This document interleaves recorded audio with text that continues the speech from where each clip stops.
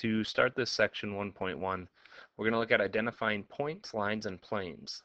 The main idea of this is getting you familiar with the vocabulary and looking at drawings and diagrams, being able to classify, identify exactly what's going on in certain diagrams. To start, I'm going to have you use your textbook, either pages 2 through 5 or the glossary in the back of the book, to define these terms. Undefined term, point, line, plane, collinear, coplanar, undefined terms, line segment, endpoints, ray, opposite ray, and intersection. You should press pause right now on the video and then go ahead and define these. When you're done, continue on. Now that you have these terms defined, remember an undefined term does not have a formal definition. It's just an agreement that we use to help understand what they mean. A point is a single dot, usually represented by a capital letter. For example, if I grab a point here and we name that point T, or if I grab another point here, I could name that point S. Here I have 2 points. If I use a straight line to connect those, I use my tools here to make a nice straight line, and we connect the 2 points. Now officially this is not a line until I add endpoints on that, and the 2 points I want to put on the end of that line are little arrows. Those arrows indicate that this line goes on forever in one direction. All right, to name a line, we usually name it using capital letters. In this case, we have T and S. One way to name this line would be capital T, S, and then to identify that as a line moving on forever in that direction, they put the little symbol over the top. I could also switch the lettering around on this and identify it as line TS, as long as I put the arrows on top. The other way, and the third way to name this line, is to name it with a lowercase letter. An example here, I could use a lowercase m, and that would identify this entire line. You can notice in their example here, they called it line L, or line AB, or BA.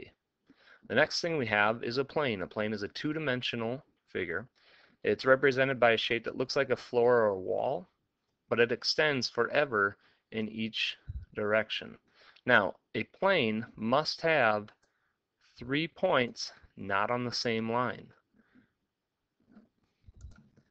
Those 3 points are non-collinear. We're going to learn what that means in a little bit. For example here, if I take any 3 points, let's call them point R, A, and D, and I house them within a figure somewhere in here. There we go. We're going to slide this right down here. Let's do this.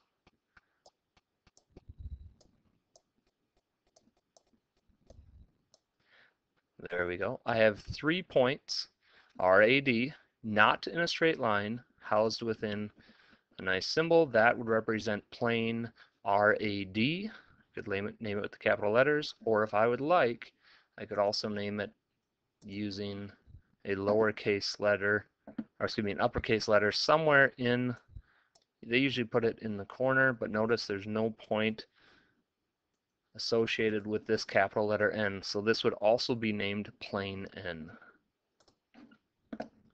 All right, moving on, we're going to look at the ideas of collinear points and coplanar points.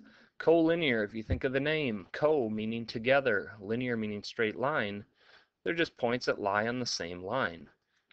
If I take any 3 points and try to draw a line through them just to determine if this is collinear, here's what I would do. So let's pretend we've got a line here that goes through 2 points. Now, in this case, if you look at the picture drawn, pretend that point D is up just a little bit more.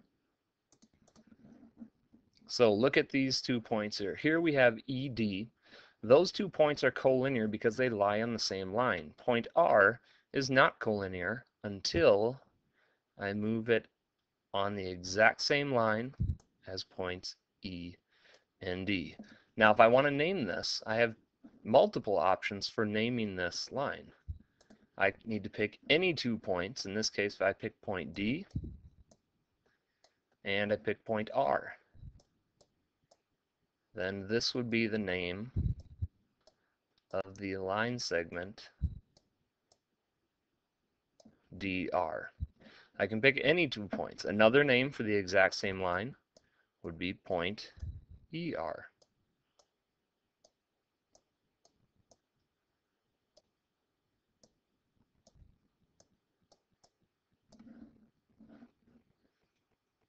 Okay, the next thing, coplanar.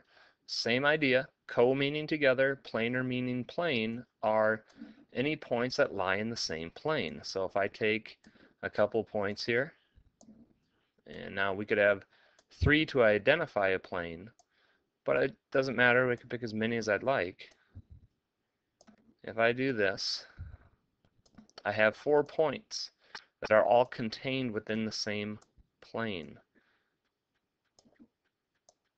Those 4 points, A, D, S, and I, are all coplanar. Point T is outside of the plane. Notice point T is not coplanar.